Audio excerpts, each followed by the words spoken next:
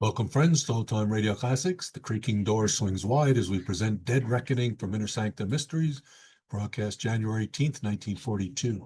Author Vinton stars in tonight's tale, bringing his considerable talents to bear on a story whose title carries new weight in wartime America.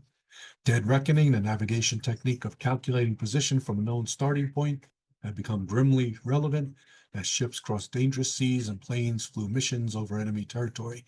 Just 2 days before this broadcast, actress Carol Lombard died in a plane crash while returning from a war bond tour. Her death shocked Hollywood and reminded Americans that the war's reach extended even to the famous and beloved.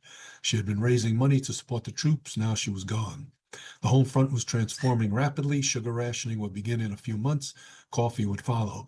Americans learned to do without, to save, to sacrifice. Yet entertainment remained essential. The government recognized that movies and radio kept morale high, kept factory workers productive, kept families connected. Inner Sanctum offered 30 minutes of controlled fear in a world where real fear was everywhere. Japanese forces were sweeping through the Pacific. The Battle of Bataan was underway. News from the front was relentlessly grim. Tonight we hear how Americans found escape in imaginary terrors. Good evening, friends. Welcome again to the Inner Sanctum. I'm Raymond, your host. Come in, won't you, and sit down? Very nice to see so many of you here. People who believe in black magic, haunting, and ghosts. Huh? Oh, you don't believe in them? Well, our story tonight is about some sailors who didn't believe in them either. But it didn't take them very long to find out that such things did exist, that they were wrong, dead wrong. Inner Sanctum Mysteries brings you one of Broadway's and radio's best-known stars, Arthur Vinton. Tonight, Mr. Vinton appears as Captain Bates in Dead Reckoning, an original radio drama by Robert Newman. When you have that all-in, down-and-out feeling, you may be a victim of irregularity. Then you can help restore your usual pep and vigor by taking one or two Carter's Little Liver Pills with a glass of water when you go to bed tonight. Carter's Little Liver Pills help you feel better by providing remarkable two-way relief. Relief you cannot expect from a simple laxative alone. Here's what happens. First, Carter's Little Liver Pills wake up the flow of a vital digestive juice, and they do this usually within 30 minutes after taking. Second, they help restore regularity. It's this two-way relief that works so fast and so differently to help you feel up on your toes again. So don't go on feeling way below par when you can get this kind of relief with Carter's Little Liver Pills. Get a box from your druggist now, only 25 cents.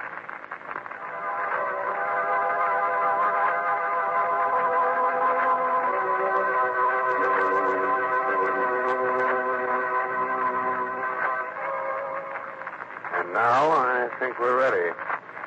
Ready to begin as weird and eerie a tale as ever made a sailor wish he'd never seen salt water. A story of something that came out of the fog to drag men to death in watery graves. So, if your nerves are good and you're not afraid of nightmares, then turn down the lights and listen to Dead Reckoning. The great banks which lie off our eastern seaboard of perilous waters, shrouded throughout most of the year by heavy fog. Slipping through the thick gray pall, its foghorn wailing like a lost soul, is a small tramp steamer. It is late afternoon. There are two men on the bridge. Suddenly, the door of the wheelhouse opens. Afternoon, Mr. Ross. Good afternoon, Captain. Weather still is pretty dirty, eh? That's better than ever. You got lookouts posted? That's one man in the bow and one aloft. Good. I've been sailing these waters for 20 years, and I'm never really happy till I'm off the bank. I know, sir. Guess it's the fog. Never knowing what's ahead of you. What's likely to come out of it. Something's ahead, sir. Just off the port bow. What? Where? There it is, a schooner. It's almost dead ahead. Put your helm over hard. Hard over the distance. He's still coming with... Ah, there, we're just clear astern. Another half minute, we'd have cut her in two. Ahoy, you lubbers! What in thunder's the matter with you? Why aren't you sounding a foghorn? Something does seem to be the matter, sir. There's no one at the wheel. Yes, you're right. No one at the wheel, no one on deck, and... Look there. A distress signal. We better look into this. Half speed astern. Half speed astern, sir. Half speed astern. What do you think it is? I don't know. But she looks to me as if she's been abandoned. Maybe you'd better lower a boat, Mr. Ross. There is someone aboard it, sir. Look, just coming up from below. Great Scott, he's dived overboard. He's swimming this way. Up forward, Mr. Rawson. Heat my line. And when you get him on board, bring him up here. Aye, aye.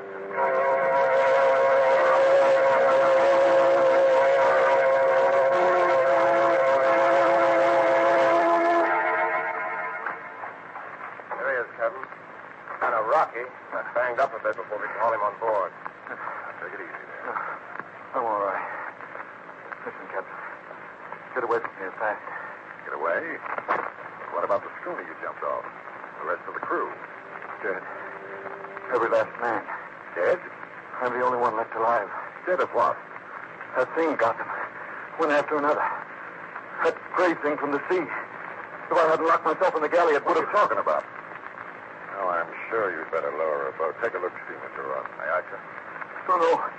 No, you fools. Don't you realize that it's still there? On the schooner. She wanted to follow you back here, kill you off one by one, too. Don't you realize? Oh, here, catch him off. All right. I'm coming. Good. All right, inside here to my cabin. All right. Put him in on my bunk here. Yes, sir. There we are. Poor devil. Pretty well shot. Is he out of his head, sir? I don't know. It might be all imagination.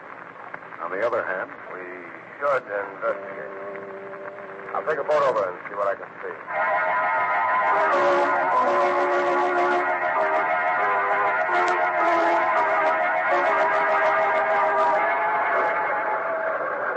Get board, man. Let her run. Around the stern. Here's the name, sir. The sea spray. Grab that line. Make it fast, Carson. Aye, aye, sir. That's the ticket.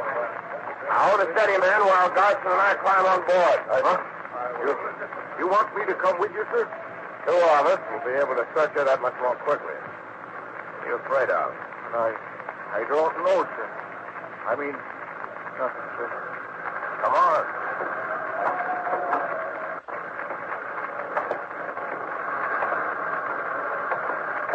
She's still got all her sail set, sir.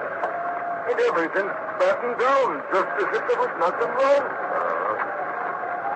Ahoy, anybody about? Ahoy! Now it's below. What's the need of that, sir? If there was anybody down there, wouldn't they answer? Suppose they're sick. Suppose it's a plague or something. Well, okay.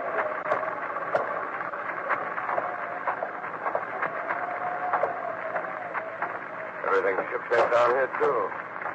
Clothes, duffel, still under all the boats? That must be the galley. Take a look in there, Garson. Thank you. Nothing in here either. Hot still on the stove like the cook had just been fixing supper. Couldn't it be the fire, sir? No sign of it anywhere. Couldn't have been a leak. A crew taking her to the boat because they thought she was sinking. She's not riding as if she was waterlogged. Let's get out of here, sir. What's the hurry? What are you so jumpy about? Jumpy? Who's jumpy? He's just a... Well, suppose I am. A crew don't abandon ship out in the middle of the batch for no reason. No, that's true. They don't. I'd give plenty to know what that reason was. Well, okay, Garson, come on. Let's get back to the ship.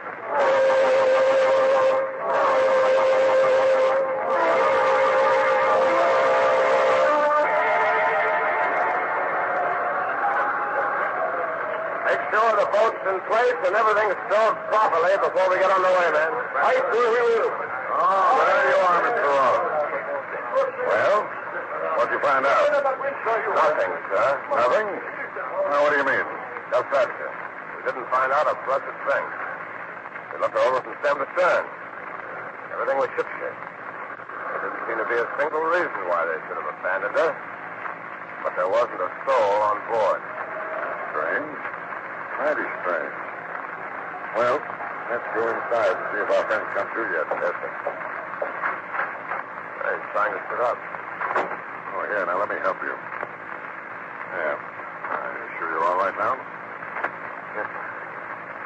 Sorry I keeled over that way. I guess I was in worse shape than I thought I was. I'm sorry I spoke to you like that. Oh, now, forget it. What's your name? Banning, sir. Joe Banning. Banning, eh? Excuse me, sir, but are we underway now? Yeah, just got started. Why? Well, it's a schooner we're away from. Then we're away from that cursed ship. How here I'll be. If you hadn't come along when you did, I'd have to spend one more night on board that ship. Easy, Banning, easy. There's nothing to worry about now. The road began 2 nights ago. We've been out on the bank, here fishing, for about 3 weeks by then. We were just starting back to port when the water went funny. Funny? How? Turned salty and red. Red as blood. It was. Corrosion in your tank. That's what we thought at the time. But that night, men started disappearing. Disappearing? Captain Bassett himself was the first. I left him at the wheel. I went below to get some grub. When I came back on deck, he was gone. Gone? Gone where? We didn't know. We put about, went back looking for him. We never found him. Stevens, the mate, took over and took the next trick at the wheel. When it was time to change watches, we found that he was gone, too. What are you getting at? The truth. Well, we figured we could still make port even though we were short-handed. Anyway, we were pretty sure we'd be off the banks of the fog belt by morning, so that if we blew a distress signal, it would be seen. But in the morning, there was still fog all around us. It was like we couldn't get away from it. And another man was gone. Now, look here, Banning. Just a second, Mr. Ross. Let him finish. That's the way it went? One man after another disappearing with no way of telling where they'd gone or what had happened to them? Not exactly, sir. 2 more men went that day. Another that night. That left only 2 of us, Ross and myself. We were near crazy by that time. Trying to stick together. But we had to have someone at the wheel and we had to eat. I went down to the galley to get some hard tack. While I was down there, I heard Larson scream. I went back to the bridge. And there he was fighting with it. What? But just it, I couldn't really see it. Larson let out that one yell. Then went backward over the rail. I stood there staring. And all of a sudden I felt something. Something soft and strong began to take hold of me. I dived back down into the galley. Slammed the door. Wait a minute. You mean... Honey, something had come out of the fog and boarded the schooner. Something you couldn't see. It got all the rest of the crew, and if you hadn't come along when you did, it would have gotten me, too. Let's see. How long has it been since you had anything to eat, Banning? Since you had any real rest? About 3 days. Well, now, suppose you see the cook, have him give you something out, and then go forward and get some sleep, eh? We'll talk about this again in the morning. You don't believe me, sir, do you? You think I'm out of my head? Oh, now, Banning. You run along, and like I said, we'll talk about this some more tomorrow, eh? Yes, sir.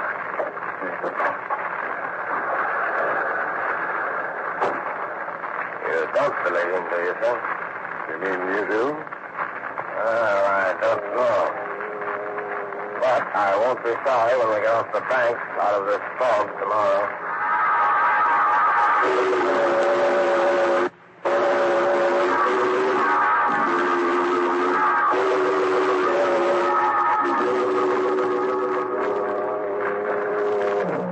Good morning, Captain. Morning, Mr. Ross. Well, good morning, Banning. So, you feel well enough today to stand a trick at the wheel, eh? Yes, sir. I'm no deadhead. I don't mind working my passage. Good, fine. Have breakfast yet, Mr. Ross? No, sir. The fog's still so thick, I thought I'd better stay on the bridge till you came topside. Funny thing, I thought we'd be clear of the banks by now. Me too. Well, I asked the cook to bring some coffee up here to us. And later on, as the weather starts clearing, set it down here, cook. Aye, sir. Anything the matter? What are you waiting for? Just for you to try the coffee, sir. Try it? What's wrong with it? What is wrong with it? It tastes terrible. What did you put in it? I didn't put anything in it, sir. It's the water. It's gone funny. Funny? Turned kind of red and queer looking. Captain, that's what happened on the sea spray just before. Quiet, Fanning. It's probably just rust, Cook. Is it, sir? Does rust taste salty? I say it's rust. And I don't want you to mention this to the crew. Very well, sir. So how are you going to keep them from finding it out for themselves, sir? Oh, I almost forgot, sir. Parsons, did he give you this? Oh, yes, the radio check on our position. Check it with the chart, will you, Mr. Ross? Okay. Just finished taking a log reading and working it out, and Great God. This doesn't make sense. What doesn't? Look here. Here's where I figured we should be. Clear of the bank. Yeah? And here's our radio position, still in the middle of the bank. Like where we were yesterday. What? But that's impossible. We've done a good 200 miles since yesterday. Of course, that's just by dead reckoning. Dead reckoning. That's just what it is. Fanning. You fools, I warned you, but you didn't believe me. The water's turning to blood, the ship sailing around and around in the fog, unable to get away. That's what happened on the sea spray. That's what's happening to us. Don't you realize what that means? That thing from the sea. It's here on board this ship.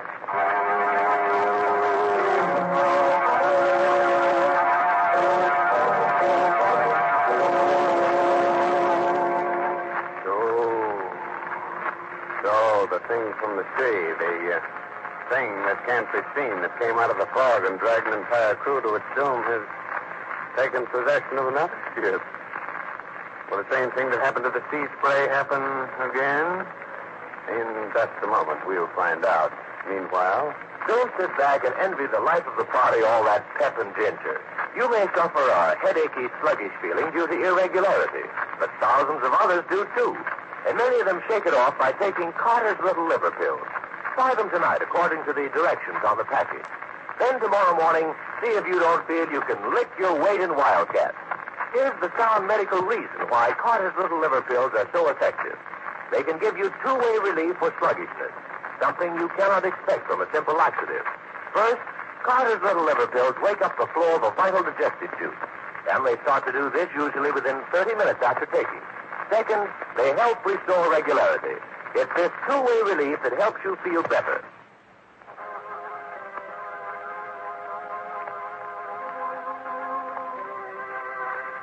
well, how are you feeling now? Have you had a chance to catch your breath?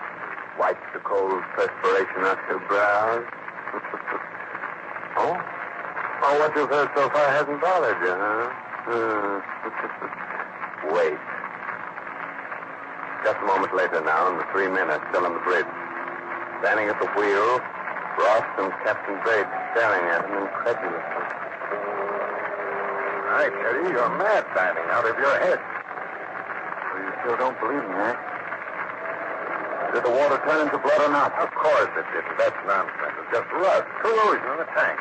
And the fact that we're still in the same place you were yesterday after sailing for 24 hours? Our figuring was just off, that's all.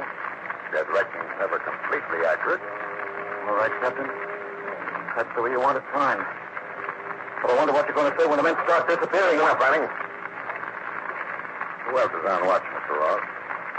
Who's the lookout? Ready, sir. I'll go get him. Tell him to come up here and take Fanning's place at the wheel. Aye, sir.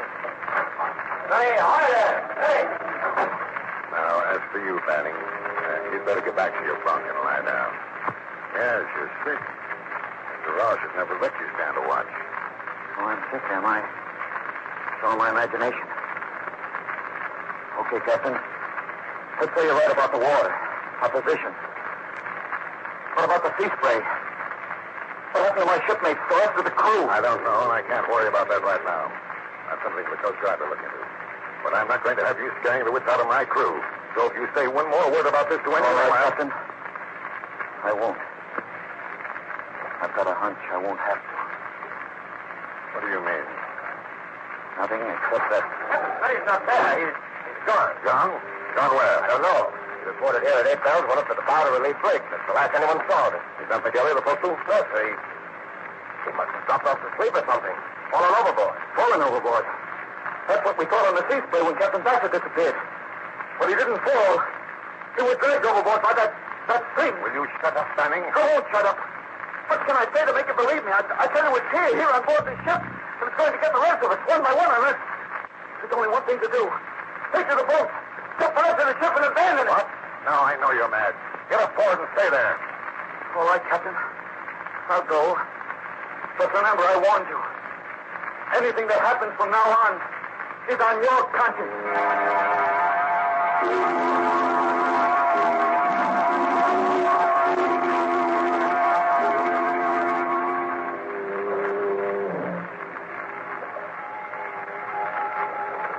Six bells and all's well. Keep where she goes, Carson. Southwest. Aye, sir. Southwest. That's it, fog. So thick as ever. Can't see a ship's length ahead. Oh, sir. Begging your pardon, sir. Yes? Shouldn't we be off the bank out of the fog by now? I know, Carson. We evidently made a mistake in our reckoning. According to the radio compass bearing we got this morning, we're still around the middle of the bank. Won't be clear until tomorrow. I see, sir. Oh, by the way, Carson, what are the men saying about Smitty just staring that way? Why, nothing, sir. Except... Yes? Well, sir, they can't understand how he could have fallen overboard with the sea so calm. And then there's this here business of the water turning funny. I see them kind of jumpy about that, too. Yeah, well, what's that? Sounds like a small craft fishing boat. Becky is off the starboard. Sailing parallel to us. A schooner. Who's up at the bows? Look out. Blake, sir. Well, what's the matter with him? Is he asleep? Why didn't he sing out when he saw her? I don't know, sir. Captain Bates. I thought I told you to stay below, Benning. You did, but that schooner. You recognize her? Recognize her? She does look familiar. Great Scott. It's the sea spray. What? Can't be. We left it drifting a good 200 miles from here. You only think you left her. Besides, when we left her yesterday, she was deserted. But now, she gets down to the foghorn. There are men aboard her. You can see them. Yes, men. But what kind of men? Look at them through your glass, Mr. Roberts. Just what I'm doing. Good Lord. Their faces. They're all green, bloated, swollen. Why, they look as if they were dead. Look. They are dead. Drowned men come back out of the sea, sailing on and on through the fog, following us and waiting until... One more word out of you, Benning, and I'll put you in irons. Give me that glass, Mr. Ross. Too late, sir. The schooner is gone. Well, come on aboard with me and let's see what's wrong with Blake. Yes. I'm going too. Me too. How's that? Go on, watch, Johnson. Stay at the wheel. You stay on course. If anything has happened to Blake, I want to know it. And the rest of the crew will want to know it, too. Well, all right, then. Come on. I don't like this, sir. We may be in for trouble. Garson won't take orders. Yeah, I have a hunch we're all getting something out of hand. All right. There's Blake leaning against the rail. Blake? Look again. It's not Blake. It's Smitty. And look at him, sir. He's dead. Springy wet and with seaweed in his hair. He was drowned, but he came back from the sea just like my mates on the sea spray. Blast you, Banning. I warned you, but you wouldn't listen. Now will you abandon ship, take to the boat? Now, I've had enough of this. Enough of you and your warning. Stop him, Carson, Mr. Ross. I won't go through it again. I can't. Only one man after another go over the side track to his captain. No, you're sooner or later. I know. He went overboard. Why, that's it. If he'd rather commit suicide than stay on board this ship, we're not going to stay either. Come on, men. The boat. We're abandoning ship. What? You can't do that. Who's going to stop us? We are quick, Mr. Ross. The guns in my cabin. Guns, is it? Oh, no, you don't. Stay, men. I'll take the ship. Leave him there in the If this blasted ship means so much, we'll let him free on it. We'll take him to the boat.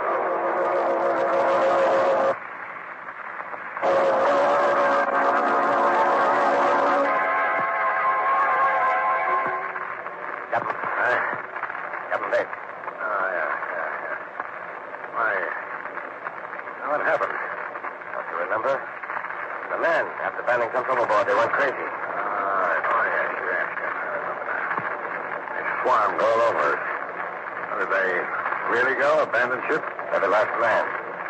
We're all alone, just the two of us. Help me up, will you, Mr. Ross? I'm still a little shaky. Of course, sir. There you are. They didn't take the life raft, sir. We could probably get one of them over the side, and... You mean you want to abandon ship, too? Well, not exactly, but after all, the two of us couldn't get her into port. Is that the reason, or is it because you're afraid? Because you're starting to believe in that thing from the sea also? About half and half. I mean, Well, after all, everything that's happened so far, finding the sea spray deserted, Smitty and Blake disappearing, then Smitty coming back, gone. Very well, Mr. Ross. I'll help you launch your life raft, and if you like, you can go. But I'm staying with my ship. Well, in that case, I'll stay with you, sir. Good man. I kind of thought you would. What's our first move? Up to the radio, and we'll send out an SOS. Ask for help. Right, sir. Even if you do think there's some explanation for everything that's happened, the ship is kind of spooky now, isn't it? Fog. Everything's quiet. Dead like... What's that? Yes, it's a telegraph. Someone running for half speed ahead. Why, we're moving, getting on the way. But who? There's no one on board but the two of us. Maybe one of the engineers didn't go. Stay below. No one stayed, I tell you. No one. There's just the two of us on board and... Fog on. So else, I don't like this. You don't like it, Someone's coming. They're heading for the bridge. Do you see who or what? Yes. Manning. Well, it can't be. He jumped overboard. He's dead. Yes, Smitty was dead, too, but he came back and... Where are you going? I'm going to get to the bottom of this. I'm going to see if a cross can fight by. Captain, wait, I don't...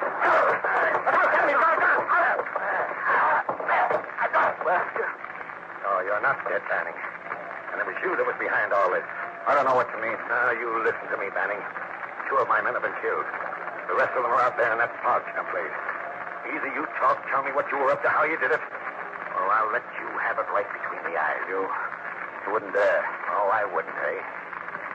Give me that gun, Ross. No, don't. All right, I'll tell you. It wasn't me that was behind it. It was Abnadine. Abnadine? Yes. She thought up this idea. Scaring a crew into abandoning ship and picking it up and claiming salvage. Salvage? Oh, of course. Why didn't I think of that? How did you work it?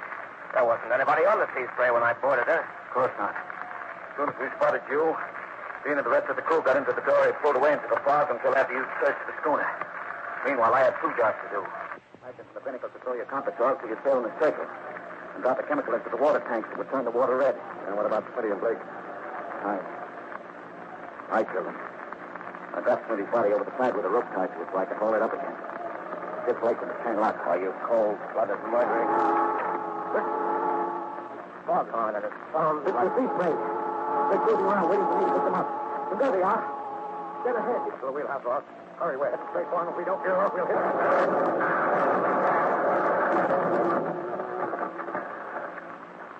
Please, run them down. Duke, do you think? Yes. I'm afraid so, Ben. The propellers must have gotten those that didn't go down with the schooner. But maybe it's better that way. They say that drowning's easier than hanging, as you'll probably find out for yourself.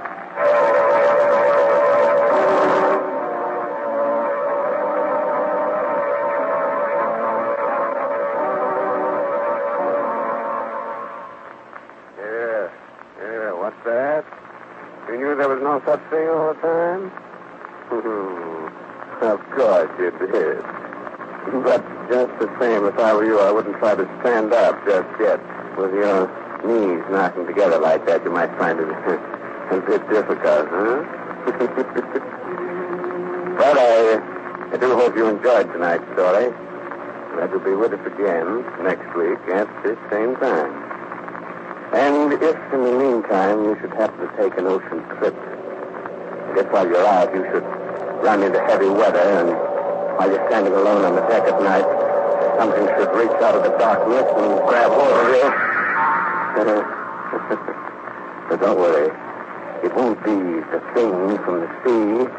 It'll just be one of the other passengers trying to find his way to the rail. Oh, yes. If you haven't done so, be sure to read this month's Inner Sanctum Mystery, Footsteps Behind Her, by Mitchell Wilson. Will you wake up tomorrow morning feeling chipper and spry?